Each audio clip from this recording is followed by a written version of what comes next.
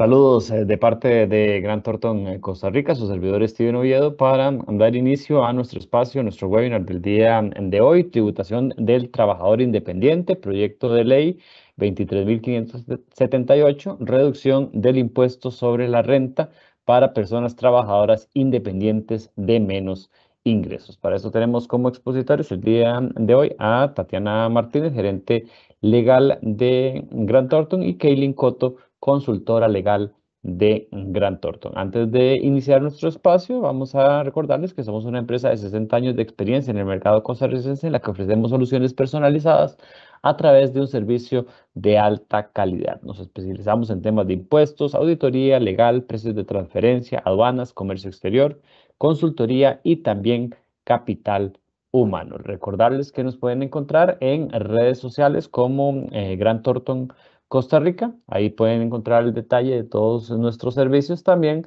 de estos espacios que realizamos semana a semana y de otras informaciones importantes que les pueden servir con respecto a nuestra firma. También nuestro canal de YouTube, Grant Thornton Costa Rica.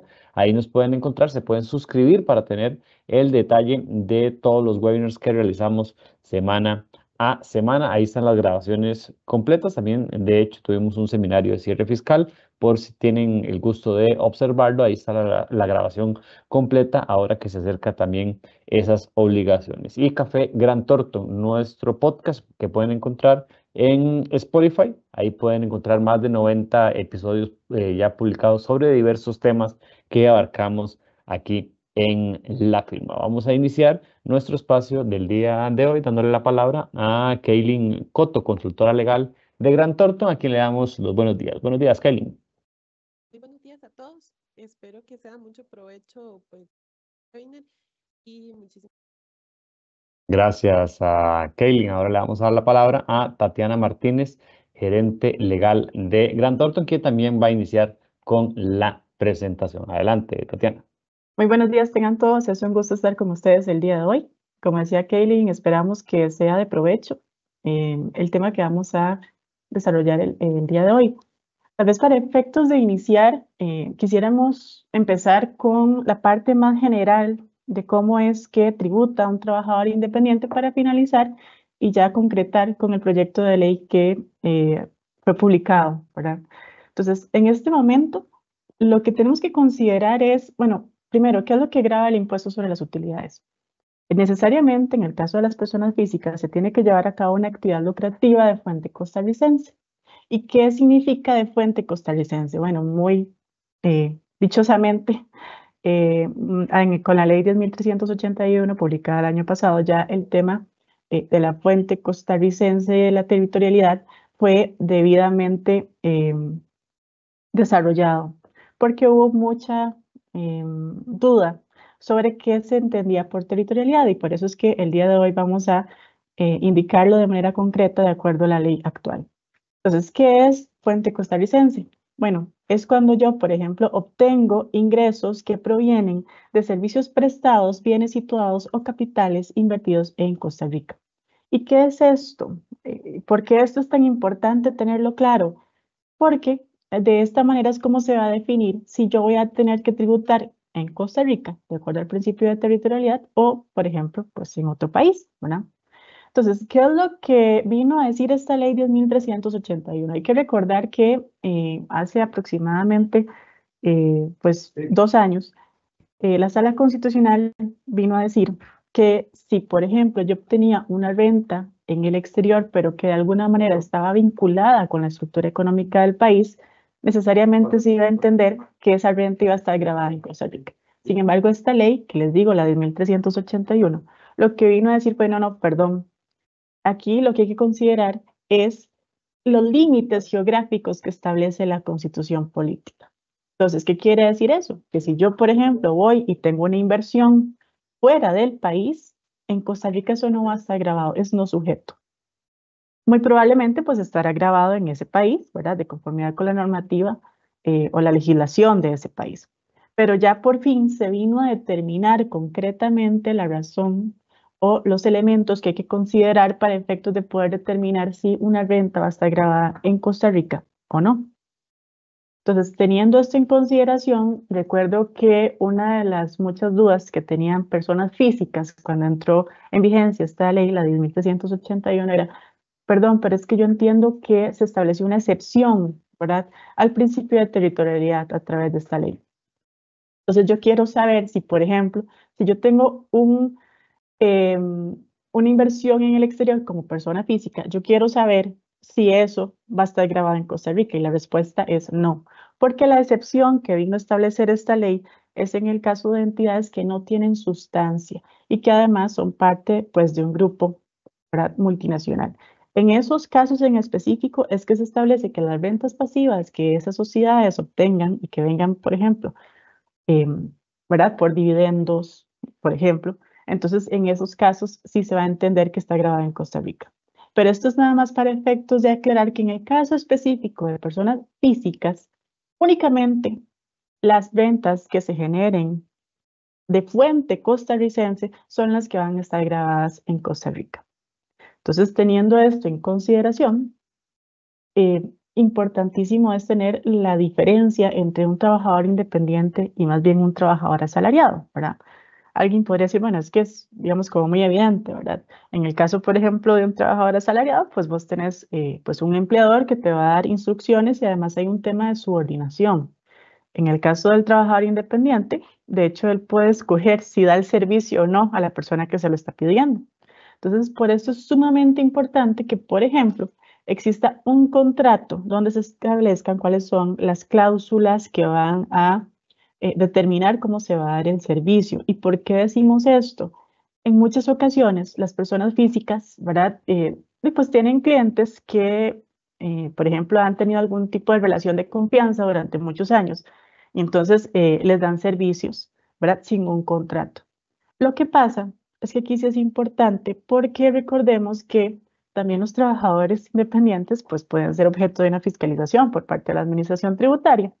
Y normalmente lo que a mí me piden en una fiscalización es, bueno, cuáles son los documentos que demuestran, por ejemplo, que usted dio ese servicio.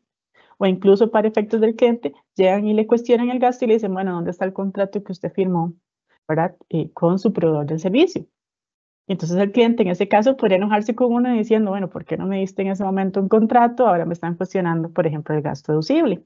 Entonces esto sí es importante siempre que todas las transacciones que yo vaya a tener con mi cliente, en la medida de lo posible, tengan pues un documento de respaldo que me permita eventualmente en una fiscalización probar la realidad de ese servicio que yo di.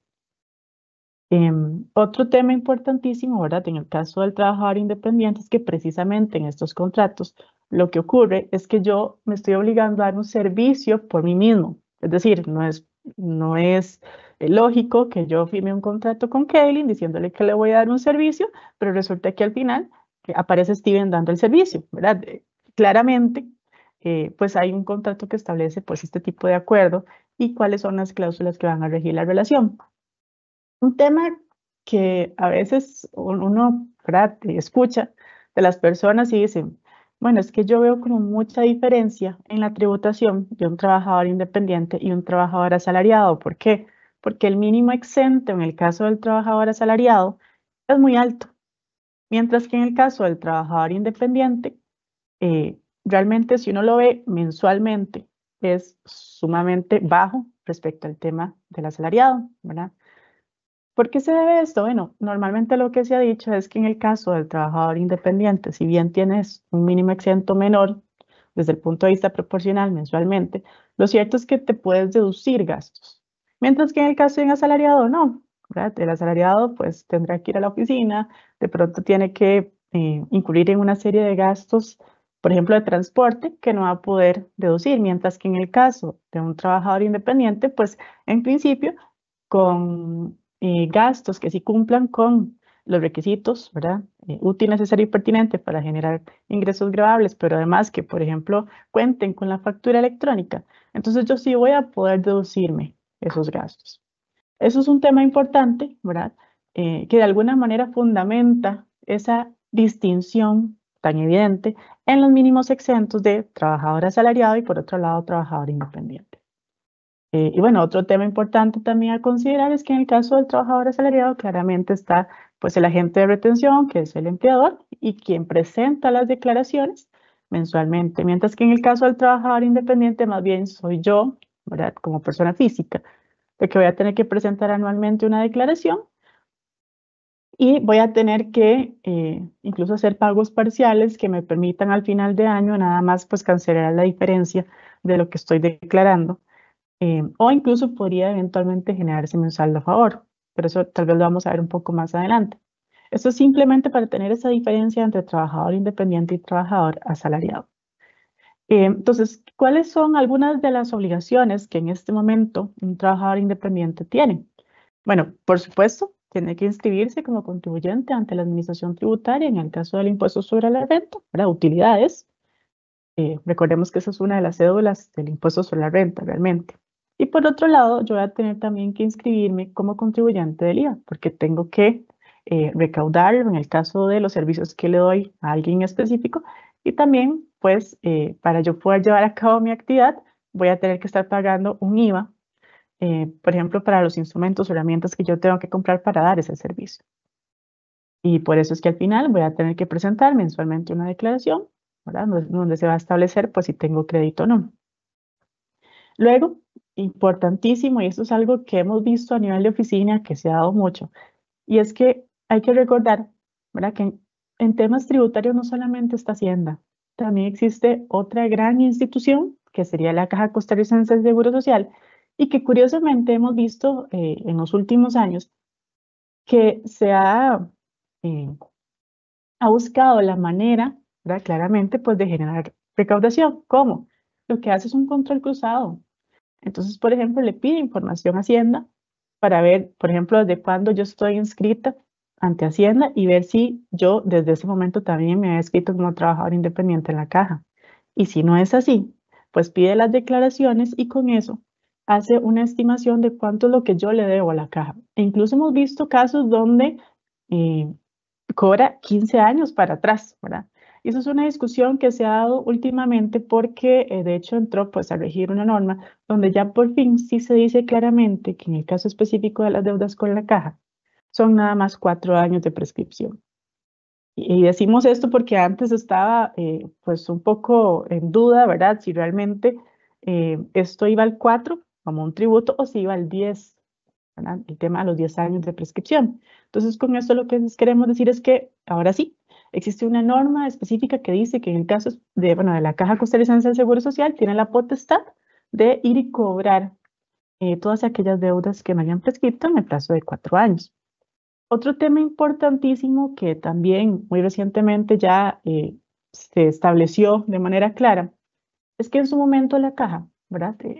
En su ánimo recaudatorio, pues llegó incluso a notificar a personas físicas que estaban llevando a cabo no una actividad lucrativa, ¿verdad? Como tal, de poner a trabajar todos los factores de producción, sino que, por ejemplo, tenían una renta pasiva.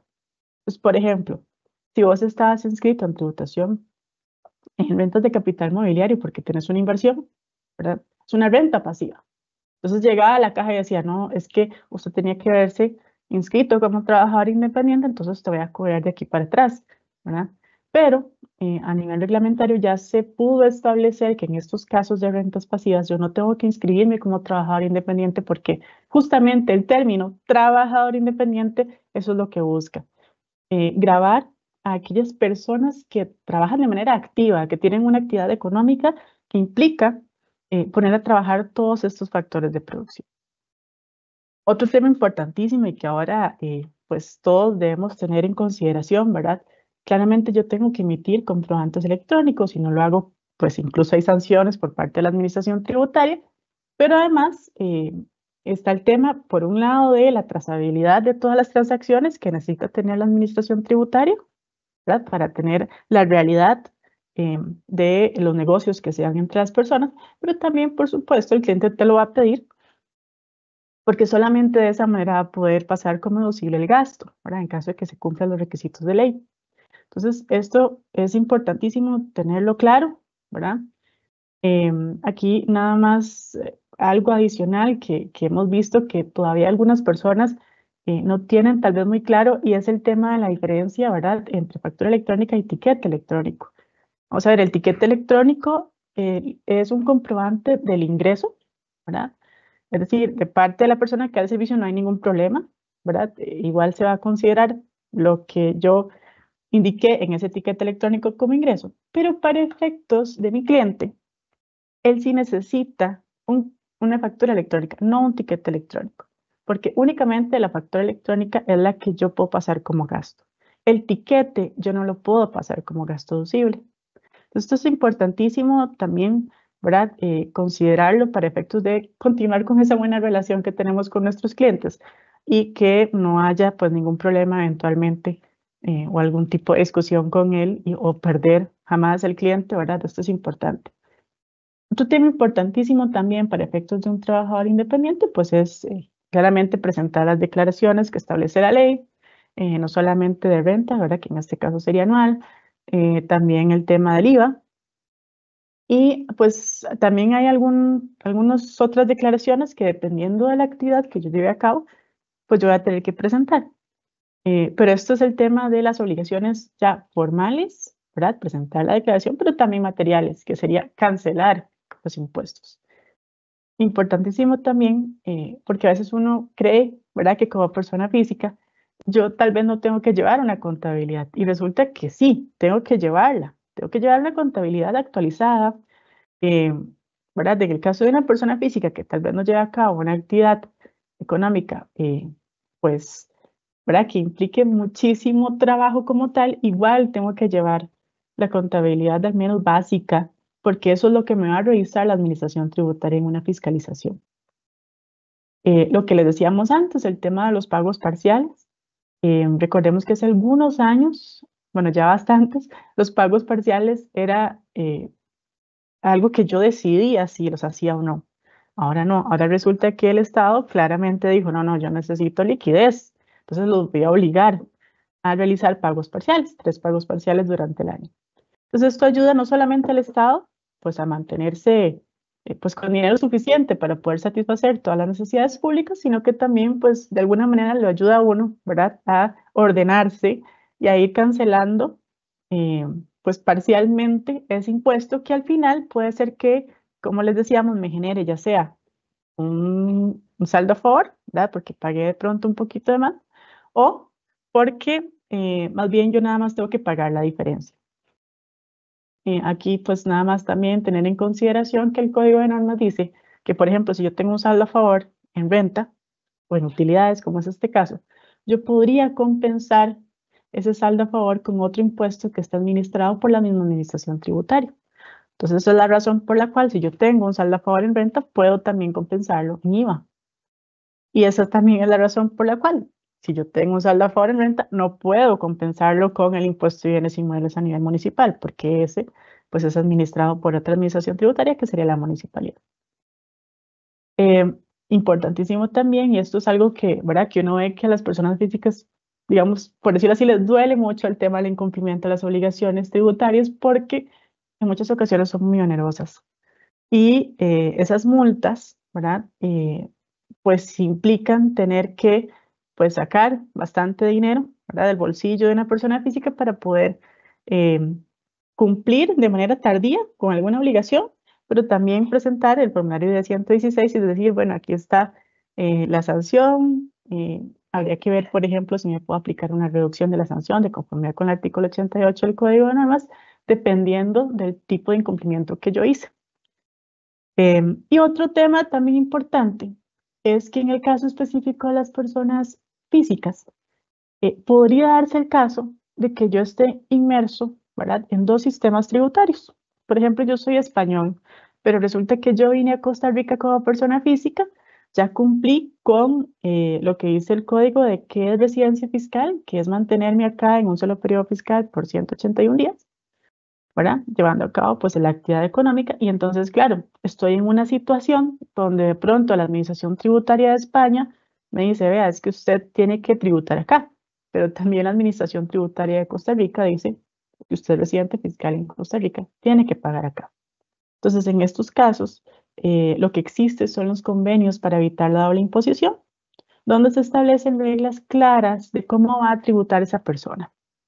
En Costa Rica tenemos en este momento bueno, 4 convenios para evitar la doble imposición vigentes, que sería el de España, el de Alemania, México y Emiratos Árabes Unidos.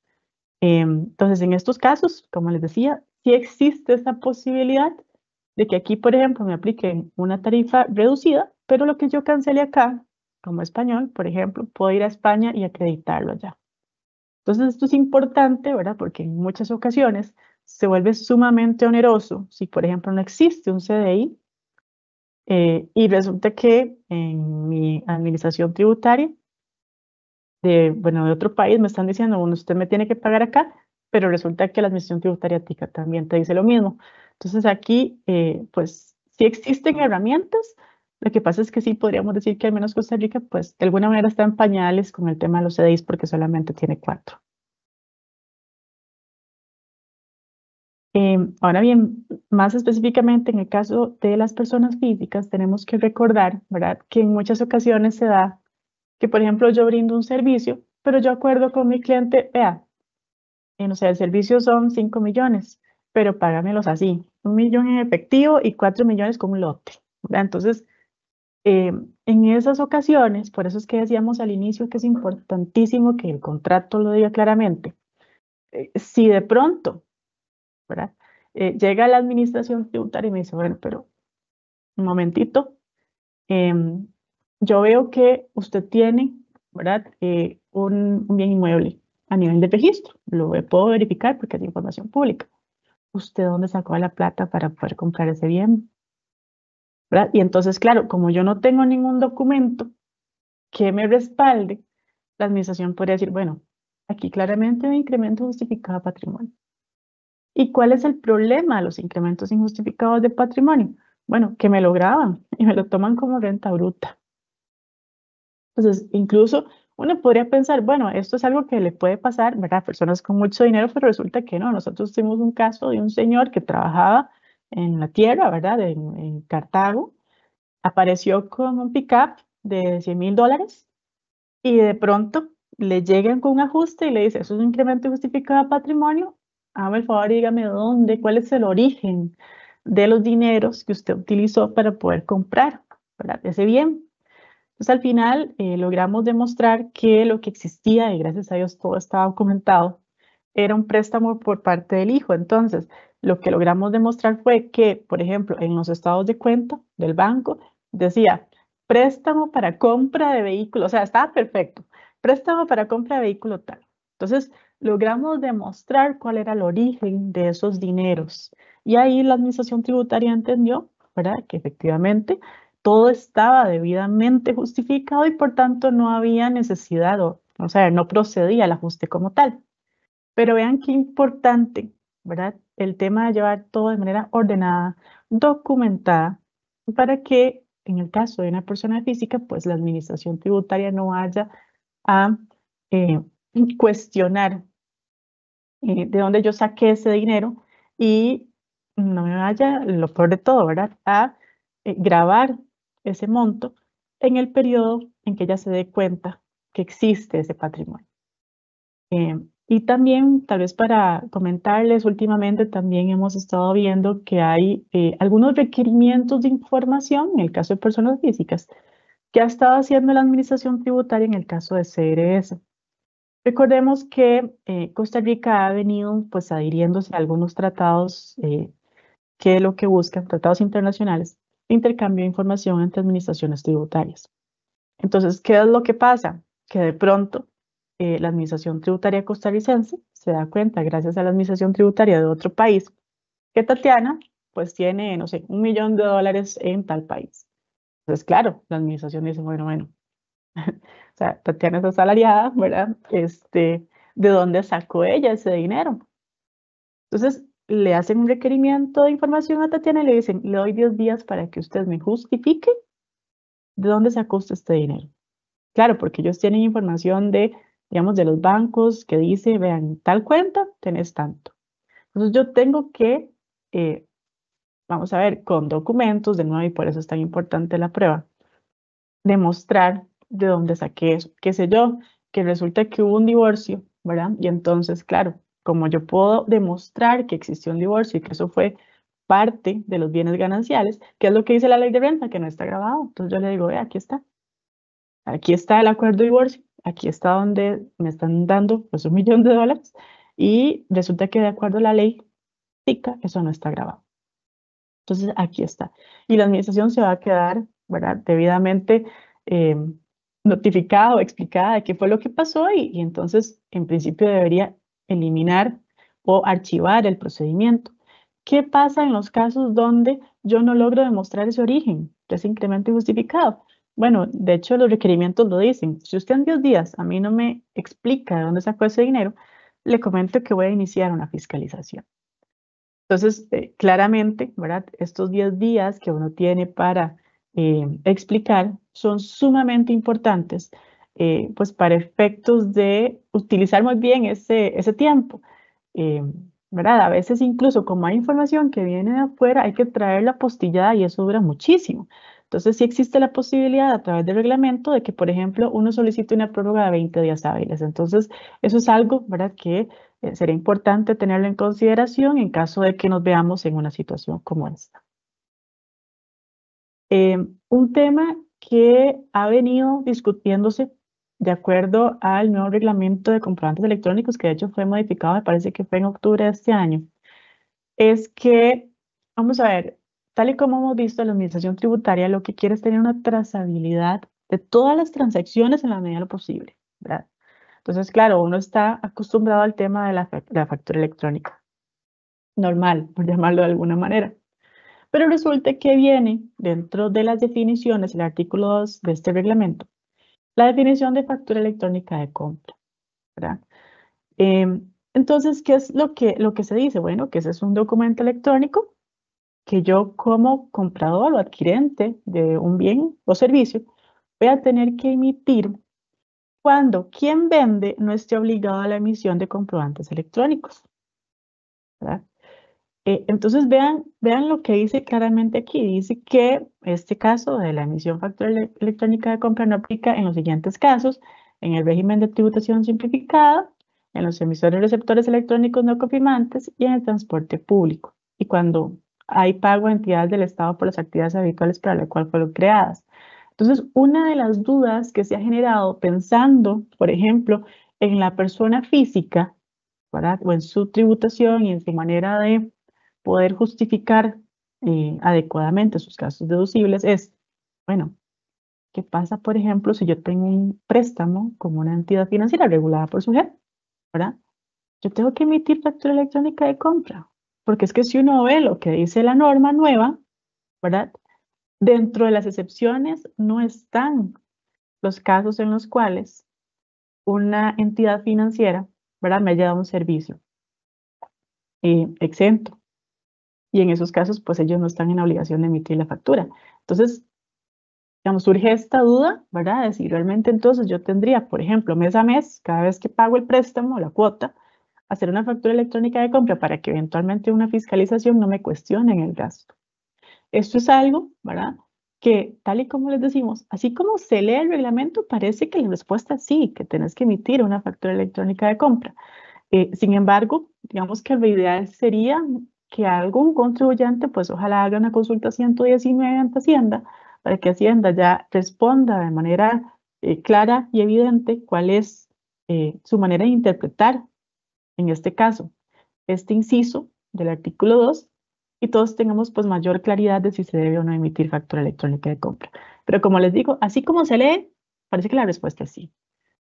Un tema también importante pensando en la persona física, ¿verdad?, y como contribuyente, es que, bueno, no sabemos si ustedes han visto últimamente el tema de Hacienda Digital, que parece que en junio del próximo año todo va a cambiar, que la TUV va a desaparecer básicamente y que toda la información que, por ejemplo, está en la TUV, de alguna manera se va a trasladar a Hacienda Digital. Y uno de los temas que tal vez a los contribuyentes siempre les interesa, porque al final el tema de impuestos, pues es un tema de dinero, es, por ejemplo, pues mi preocupación sería, a ver, yo necesito, ¿verdad?, que por ejemplo, si yo tengo créditos fiscales, aparezcan en esta nueva plataforma. Y Hacienda, pues últimamente lo que ha dicho, de hecho, bueno, ahora Steven lo decía, ¿verdad?, nosotros tuvimos la oportunidad de obtener al director general de tributación en el seminario de fijos. Y ahí él dijo que a él le parecía como una recomendación, incluso para los contribuyentes, obtener un estado de cuenta tributario y revisar o validarlo, que todo esté bien, porque esa información es la que ellos van a tomar para trasladarla a esta nueva plataforma de Hacienda Digital. Entonces, aquí básicamente lo que nosotros les estaremos diciendo es una muy buena recomendación, ¿verdad? En este tiempo, antes de que entre Hacienda Digital, pedir los estados de cuenta tributario, revisar, validar, ver si ahí dice que, por ejemplo, yo no presenté una declaración, pero yo sí tengo el comprobante de haber presentado la declaración, entonces voy a Hacienda y le digo, ve, aquí está, se está diciendo aquí que no, pero aquí está, me ve el favor y haga la modificación a nivel de sistema para que cuando todo eso se traslade a Hacienda Digital no tengamos ningún problema.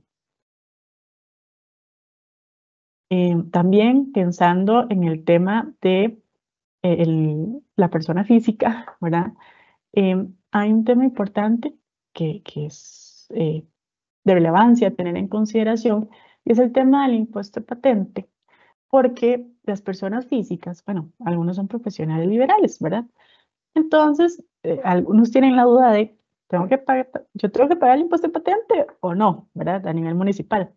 Ya la Sala Constitucional ha dicho en reiteradas ocasiones que en el caso de un profesional liberal, lo que hay que considerar es lo siguiente.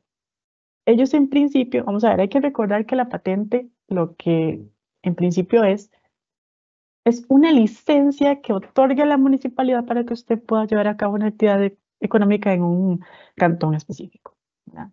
Entonces, ¿qué es lo que dijo la sala? Bueno, es que en el caso del profesional liberal, lo que hay que considerar es que el profesional pues ya pasó por un título universitario y también por una validación por parte de un colegio profesional. Entonces, ¿qué quiere decir eso? Ya tiene de alguna manera como esa licencia para llevar a cabo su actividad económica.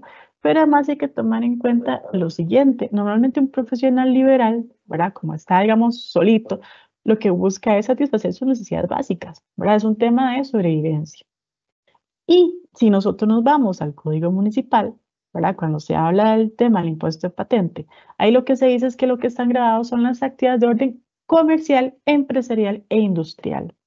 Entonces, lo que dice la Sala Constitucional es, bueno, es que en el caso de un profesional liberal realmente todavía no estás en actividades de orden comercial, empresarial e industrial, estás más bien sobreviviendo, ¿verdad? O sea, llevando a cabo, pues, una actividad que te permite una calidad de vida digna.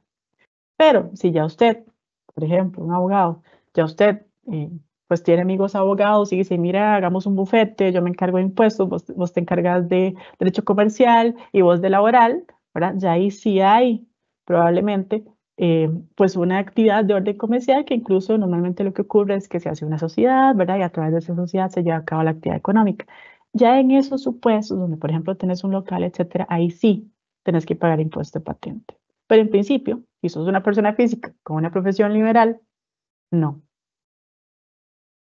Y aquí, pues nada más también algo adicional que es importante para efectos de una persona física. Hay que recordar que a nivel municipal, ¿verdad? Si yo tengo solamente un bien como persona física, solamente tengo un bien a mi nombre, un bien inmueble, yo puedo ir ante la administración tributaria de la municipalidad y solicitar que me apliquen esta exención, que es básicamente en el caso de que yo tenga un bien inmueble que no supere, ¿verdad? La exención es que no supere los 45 salarios base, que son más o menos 20.800.000 colones. Si yo tengo un solo bien inmueble, pero resulta que el valor es de 40 millones, yo solamente voy a pagar el impuesto de bienes inmuebles sobre el exceso. Pero eso es importante porque también a veces puede ser que uno pues no esté tan atento a este tipo de exenciones que podrían eh, claramente pues ser importantes eventualmente para temas tributarios. Y bueno, esto es tal vez la parte general, ¿verdad? Lo que les decía un poco de tener en consideración para efectos de si yo soy una persona que está inscrita como persona física en impuestos sobre las utilidades. Y ahora, bueno, mi compañera Kaylin nos va a explicar el proyecto de ley, que es específicamente el tema del día de hoy.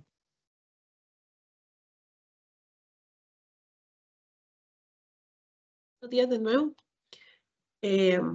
Ahora más específicamente, hablando del proyecto de ley 23.578, este fue presentado en la Asamblea el 21 de febrero del 2023 y fue aprobado ahora en primer debate el 23 de septiembre de este año.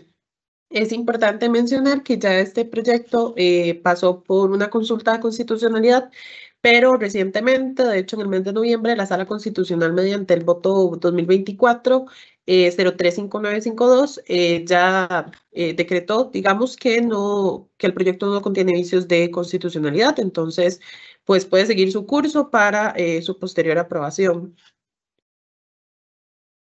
Ok, ahora para ver un poco de datos y entrando un poco en contexto, tal y como mencionaba Tati, las diferencias que existen entre un trabajador independiente y un trabajador asalariado, en números, digamos, básicamente actualmente se pueden ver como una diferencia de 580.000 colones porque el monto exento o el tramo exento que tienen los trabajadores dependientes o asalariados actualmente es de 929.000 y para los trabajadores independientes el monto exento baja considerablemente más de 580.000 colones a 343.000. Esto quiere decir entonces que si un trabajador independiente reporta sus ingresos mayores a 343.000, deberá cancelar ya el 10% de renta y ahí conforme Hacienda en cuanto a utilidades. Y el trabajador pues asalariado se le va a rebajar o el patrón no le va a retener este impuesto solo si su salario asciende a más de 929.000. Claramente es una diferencia abismal, 580.000 colones es muchísimo. Además, es importante considerar otros rubros como el tema del salario mínimo de ocupación no calificada. En nuestro país actualmente se encuentra en 367.000, lo que quiere decir que para trabajadores independientes, pues la ley tampoco contempla ni siquiera este monto y el monto no sujeto es menor a este salario mínimo en ocupación no calificada. Además, a modo, digamos, de consideración, vamos a analizar un poco la encuesta nacional de hogares que salió o se publicó en julio del 2024. Es la más reciente y en esta se establece que la línea de pobreza para una familia en la zona urbana, que equivale a 3.9 miembros, es de 127.324 por persona, lo que quiere decir que una familia promedio en la zona urbana del país necesita un ingreso aproximado de 496.500 colones para estar por encima de esta línea de pobreza y pues poder cubrir sus necesidades básicas, vestido, transporte, alimentación y demás, ¿verdad? Obviamente también se ve una diferencia abismal entre un salario de 496.000 que requiere una familia promedio para poder tener una vida digna y un tramo exento del impuesto sobre las utilidades que tienen las personas trabajadoras independientes de 343.000. De nuevo, ni siquiera la ley actual contempla este monto que requiere una familia para vivir, como para no dejarlo ni siquiera dentro de los parámetros no exentos del impuesto. Ok, ahora, visto lo anterior, es claro que es necesario hacer una reforma para aliviar un poco la carga tributaria que tienen los sectores de menores ingresos en cuanto a trabajadores independientes, porque como explicó Tati, ahorita hay muchísimos temas fiscales que debe cumplir esta persona y pues se hace necesaria esta reforma y este proyecto de ley, porque como se mencionó, la ley actual del impuesto sobre la renta no contempla las particularidades de los sectores con menos ingresos, incluso pues ya se ha visto, ni siquiera toma en consideración la línea de pobreza o el salario mínimo de la ocupación no calificada para establecer los tramos de las cargas. Obviamente existen cargas desproporcionadas porque inicia pagando usted cuando gana o tiene ingresos muy inferiores y los tramos, digamos, así se van catalogando hasta las personas con mayores ingresos, quienes deberían entonces, en este caso, de tener la mayor carga tributaria porque tienen más ingresos. Además, la ley actual fomenta la informalidad. Muchísimas personas ni siquiera se registran en Hacienda por no tener que reportar este ingreso y no tener que pagar este impuesto precisamente porque ni siquiera les alcanza para pues tener una vida digna, ¿verdad? Además de que la reforma podría estabilizar la economía de muchas familias, las personas tendrían ingresos netos mayores y aumentaría obviamente la estabilidad económica de las familias y del país en general, porque las familias al tener más ingresos tienen mayor cantidad de consumo y podrían, digamos, en este caso, formalizar, la hacienda recibe más impuestos y las personas también reciben más ingresos. Ok, ahora entrando en contexto, la normativa actual, que es el artículo 15 de la Ley de Impuestos sobre la Renta, inciso C, básicamente define 5 tramos para el pago del impuesto. Entonces, hasta 343,000 colones mensuales no deberían de pagar el impuesto, están exentos. Pero si usted reporta 345,000 colones, hasta los 513,000 ya debe pagar el 10%. Posteriormente, de 513,667 a 856,000, usted debería de reportar el impuesto sobre las utilidades al 15%. De 856,750 colones mensuales hasta 1,717,000 debe reportar el 20% y mayor a este 1,717,000 usted debe reportar el 25%. Con el proyecto de ley se pretende modificar estos tramos para aliviar un poco la carga tributaria de quienes reciben menores ingresos. Entonces pasaría de 343,000 a 520,000, ubicándose este tramo superior al límite de pobreza y superior al salario mínimo de un profesional no calificado. Lo que obviamente vendría a aliviar la carga de quienes tributan o reciben, sí, tributan con menos ingresos. Entonces, el proyecto, el 23,578, propone un tramo exento de 520,000 colones. De 520,000 a 694,000, reportaría o pagaría un 10% del impuesto sobre las utilidades. De 694 a 867,000, reporta 15%, y de 867 a 1,739,000 reporta un 20%, y posterior de 1,739,000 hasta el 25%. Si se analiza la diferencia entre el tramo actual, si se analiza la diferencia entre los tramos actuales de menores ingresos a mayores ingresos, porque se ha dicho o se tiene la idea de que el proyecto va a beneficiar a quienes tienen mayores ingresos. Pero si aplicamos la reforma al periodo fiscal actual, quienes reciban o reporten un salario por trabajador independiente de 500,000 colones se beneficiarían con el 100% del impuesto, porque no tendrían que pagar nada al estar ubicados dentro del tramo que el proyecto propone como exento. Si la persona reporta un salario de 700,000 colones, se beneficiaría con un 59% de reducción en el impuesto. Por 900,000, 35,31, y así va disminuyendo hasta los 8 millones, que se beneficiaría por un 1,56%. Obviamente la proporcionalidad se evidencia, es clara, de que quienes tengan menores ingresos se van a ver mucho más beneficiados que quienes tengan mayores ingresos en este caso. Ok, a modos como conclusiones, básicamente, se ha visto que el impacto en la base imponible de los contribuyentes sería muchísimo, porque se verían beneficiados quienes tienen menores ingresos en este momento, lo que les daría muchísimo más ingresos netos y le permitiría mucho más consumo, mucho más actividad lucrativa, digamos. Básicamente, entre las ventajas del proyecto, beneficiaría que las personas pues se formalicen en Hacienda, porque al subir los tramos exentos tendrían más oportunidad de generar rentas o generar utilidades que no estén gravadas con el impuesto. Beneficiaría el aumento en la economía del país y de las familias con menores ingresos. Se apoya a la pequeña y mediana empresa, además de que existiría una reducción de la evasión fiscal, porque como hay pues más tramos y más facilidades a la hora del pago del impuesto, aumentaría la formalidad, como se ha dicho.